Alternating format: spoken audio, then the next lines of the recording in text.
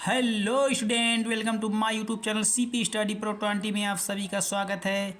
आज हम आपको यूपी बोर्ड कक्षा 10 विषय विज्ञान का पेपर सॉल्व करवाएंगे, जो आज 29 फरवरी 2024 को संपन्न हुआ है। चलिए इसके हम आपको 20 बहुविकल्पी प्रश्न सॉल्व करवाते हैं।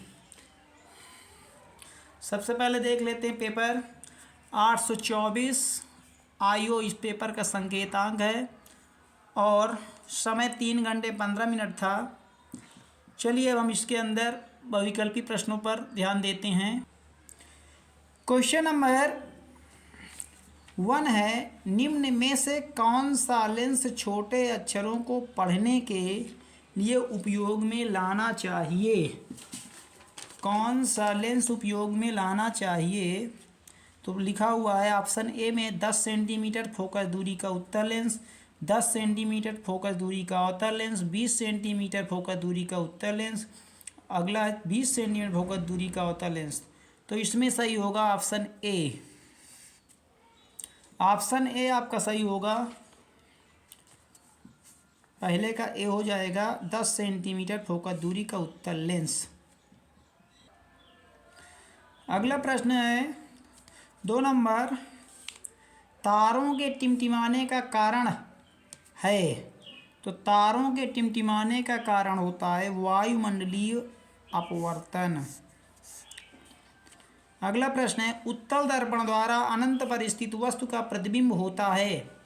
तो उत्तल दर्पण द्वारा अनंत पर स्थित प्रतिबिंब का वस्तु का प्रतिबिंब जो होगा वो आभासी तथा छोटा होगा। 3 का भी क्वेश्चन सही होगा। और इसके बाद चौथा नंबर है आपका क्वेश्चन नंबर 4, श्वेत प्रकाश को प्रिज्म से गुजारे जाने पर सबसे अधिक विचलन कोण वाला रंग होता है। होता बैंगनी रंग है, लेकिन यहाँ पर बैंगनी नहीं दिया गया, तो बैंगनी के बाद नीला रंग होता है। 4 का डी सही होगा। 4 का डी नंबर आपका सही है। और अगला प्रश्न है 5 नंबर, लिखा है कॉलम ए में दी गई मात्रकों का सुमेलन मैचिंग कॉलम बी में दी गई भौतिक राशियों से कर सही विकल्प चुनिए। तो मिलाते हैं। तो ओम किसका मात्रक होता है? ओम होता है विद्युत प्रतिरोध का। तो पहले का दूसरा एक ये मिल गया आपको, पहले का दूसरा ये, बाकी 2 सी और बी रिजेक्ट हो गए। और वाट किसका मात्रक होता है? विद्युत शक्ति का। तो दूसरे का तीसरा, तो दूसरे का तीसरा, इसमें दूसरे का पहला, तो पहला सही हो जाएगा। तो ऑप्शन 5 का ऑप्शन नंबर ए सही हो जाएगा। और एम्पियर का मात्रक, एम्पियर किसका मात्रक? विद्युत धारा का होता है। वोल्ट किसका होता है? विभवांतर का होता है। 6 नंबर प्रश्न है, आर व 2R प्रतिरोधों के 2 तारों को पहले श्रेणी क्रम तथा बाद में समांतर क्रम में जोड़ा जाता है। यदि दोनों दशाओं में कुल प्रतिरोध क्रमशः R1 तथा R2 हो, तब R1/R2 होगा। तो सबसे पहले कह रहा है कि इनको हम क्या करेंगे कि हम प्रतिरोधों को एक बार श्रेणी क्रम में जोड़ेंगे और एक बार समांतर क्रम में जोड़ेंगे। तो जोड़ने पर फिर क्या करेंगे, R1 और R2 का भाग कर देंगे, तो आपका आ जाएगा सी पार्ट सही हो जाएगा। 6 का सी। और अगला प्रश्न है 7 नंबर। 7 नंबर प्रश्न, चित्र में दर्शाए गए इलेक्ट्रॉन पर चुंबकीय क्षेत्र में क्षेत्र के लंबवत प्रवेश करने पर आरोपित बल की दिशा होगी। तो ये क्या होगी? फ्लेमिंग के बाएं हाथ बाईं ओर। 7 का ए सही हो जाएगा। 7 का ए हो गया। नेक्स्ट है, अब आपका केमिस्ट्री वाला पार्ट आ गया है। तो प्रोपेनल में क्रियात्मक समूह पूछ रहा। तो प्रोपेनल में क्रियात्मक समूह एल्डिहाइड होता है। तो एल्डिहाइड का क्रियात्मक समूह CHO होता है। प्रोपेनल में CHO होगा। प्रोपेनॉल अगर होता तो POH हो जाता है, एल्कोहल ग्रुप। और अगला है उदासीन घोल का pH मान है। तो उदासीन घोल का pH मान 7 होता है। तो 9 का ए हो जाएगा। और इसके बाद 10 नंबर प्रश्न है आपका, निम्नलिखित में कीटोन है। कीटोन क्या हो सकता भाई? मिथेनॉल हो नहीं सकता, इथेनॉल हो नहीं सकता, प्रोपीन हो नहीं सकता, तो यहाँ पर प्रोपेनोन होगा, प्रोपेनोन। क्वेश्चन नंबर 11, ठंडे जल से हाइड्रोजन गैस बनाने वाला तत्व कौन सा होता है? तो ठंडे जल से हाइड्रोजन गैस बनाने वाला तत्व पोटेशियम होगा। 11 का सी नंबर सही हो जाएगा। और इसके बाद 12 नंबर सवाल देखिए, लिखा हुआ कार्बोनेट अयस्क की सीमित वायु में उच्च ताप तक गर्म करके ऑक्साइड प्राप्त करने की क्रिया क्या कहलाती है? तो ये कहलाती है निस्तापन कहलाती है। 12 का ए सही हो जाएगा आपका। और इसके बाद है 13 नंबर प्रश्न। 13 नंबर प्रश्न में है, रासायनिक अपक्रिया CuSO4 plus Fe arrow FeSO4 plus Cu है, ये किस प्रकार की अपक्रिया ये बताना है। तो यहाँ से CuSO4 प्लस Fe, तो यहाँ से Fe और SO4 विस्थापित हो गया है, तो यहाँ पर कौन सी अपक्रिया हो जाएगी? विस्थापन अपक्रिया, विस्थापन अपक्रिया हो जाएगी। अगला प्रश्न है 14 नंबर प्रश्न आपका है। अब ये आ गया आपका बायोलॉजी। तो बायोलॉजी में पहला स्वपोषी पोषण के लिए आवश्यक है। तो स्वपोषी पोषण के लिए क्या क्या आवश्यक है? कार्बन डाइऑक्साइड एवं जल भी आवश्यक है, सूर्य का प्रकाश भी आवश्यक है, क्लोरोफिल भी आवश्यक है। तो इसका मतलब डी पार्ट सही होगा, इनमें से सभी। और 15 नंबर प्रश्न है आपका, निम्नलिखित में से कौन सा पादप हार्मोन है? तो कौन सा पादप हार्मोन है? पादप हार्मोन आपका कहलाता है साइटोकाइनिन, बी पार्ट हो जाएगा साइटोकाइनिन। और अब 16 नंबर प्रश्न है आपका। 16 नंबर प्रश्न है, पराग कोश में होते हैं। तो पराग कोश में होते हैं, तो पराग कोश में क्या होता है? तो पराग कोश में परागण होता है, सी नंबर सही हो जाएगा। पराग कोश में क्या होता है? परागण होता है।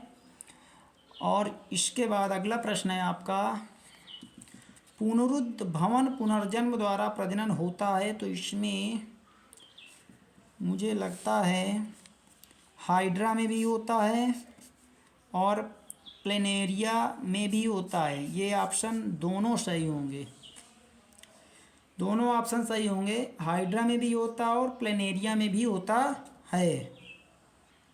अगला प्रश्न है, दो तंत्रिका कोशिका के मध्य खाली स्थान को कहते हैं। दो तंत्रिका कोशिका के मध्य खाली स्थान को कहते हैं सिनेप्स कहते हैं, ऑक्सीन कहते हैं, जिबरेलिन कहते हैं, डायफ्राम कहते हैं। तो क्या कहते हैं इसे बेटा? कहते हैं सिनेप्स। और 19 नंबर है, निम्न में से कौन एक पारितंत्र में उत्पादक का उदाहरण है? तो उत्पादक इसमें क्या होगा भाई? शेर है, हिरण है, वर्षा है, हरे पौधे, तो हरे पौधे होंगे। 19 का सी नंबर सही हो गया। और इसके बाद मेंडल ने अपने प्रयोग में मटर के पौधे के किन लक्षणों का अध्ययन किया था? गोल झुर्रीदार बीज, सफ़ेद बैंगनी फूल, लंबे बौने पौधे। तो इसमें इन्होंने सभी का किया था, इनमें से सभी। और ये 20 प्रश्न आपके पूरे हो गए।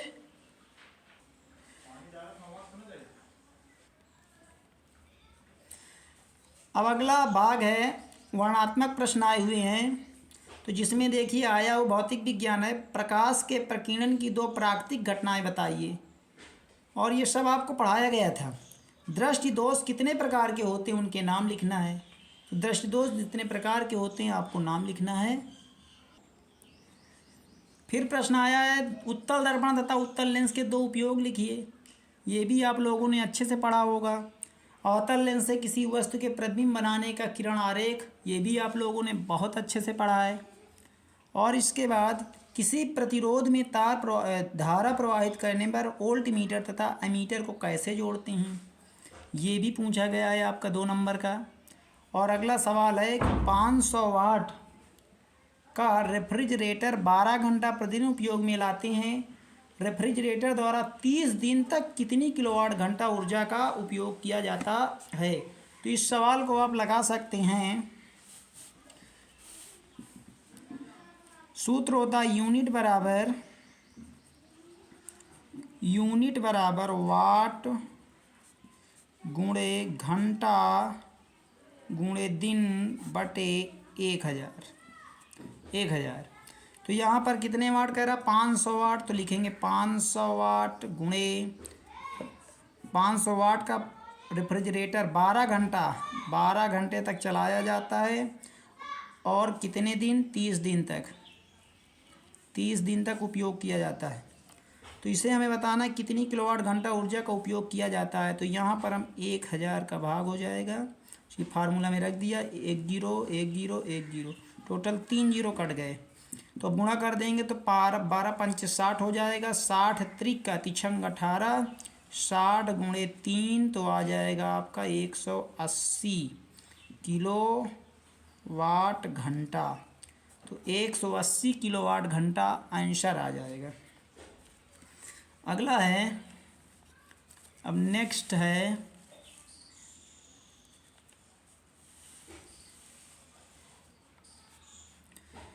किसी क्षण चुंबक के चारों ओर चुंबकीय क्षेत्र रेखाओं के चित्र बनाकर दिखाइए।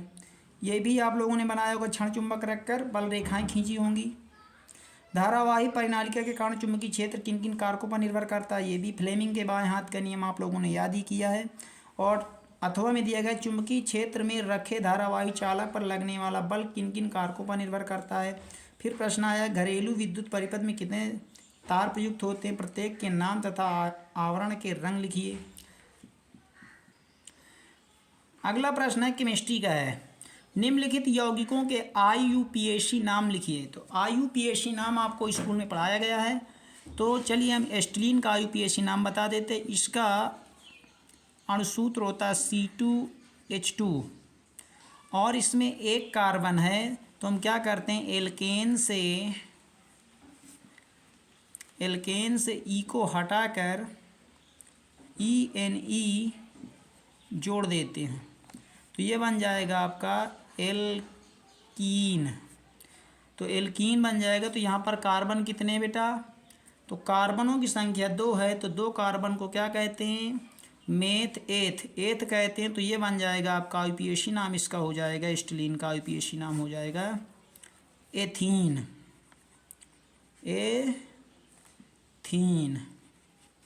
एथीन हो जाएगा या एथाइन हो जाएगा। अगला प्रश्न है एस्टिक अम्ल, और एस्टिक अम्ल का फार्मूला होता है CH3COOH और इसमें कार्बन 1 2 2 कार्बन है। तो इसका एथेनोइक एसिड हो जाएगा, एथेनोइक एसिड हो जाएगा।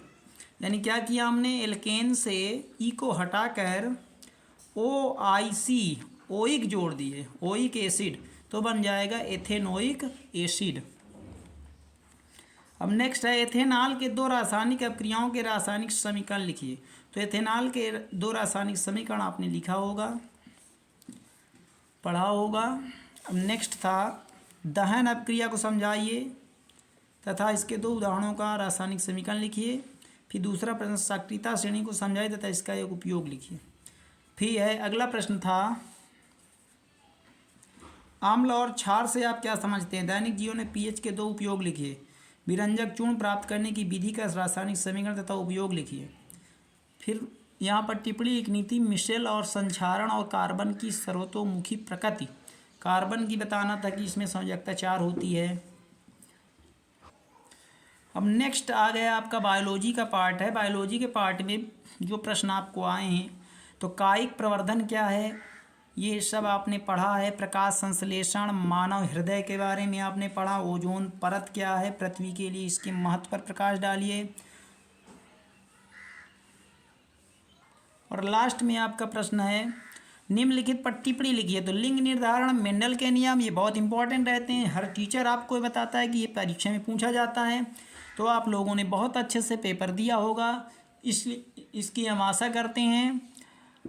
अगर समझ में आई है बात तो आप लोग चैनल को सब्सक्राइब करें, लाइक करें और शेयर करें, और अपने दोस्तों को अवश्य बताएं कि इस चैनल से ज़रूर पढ़ते रहिए।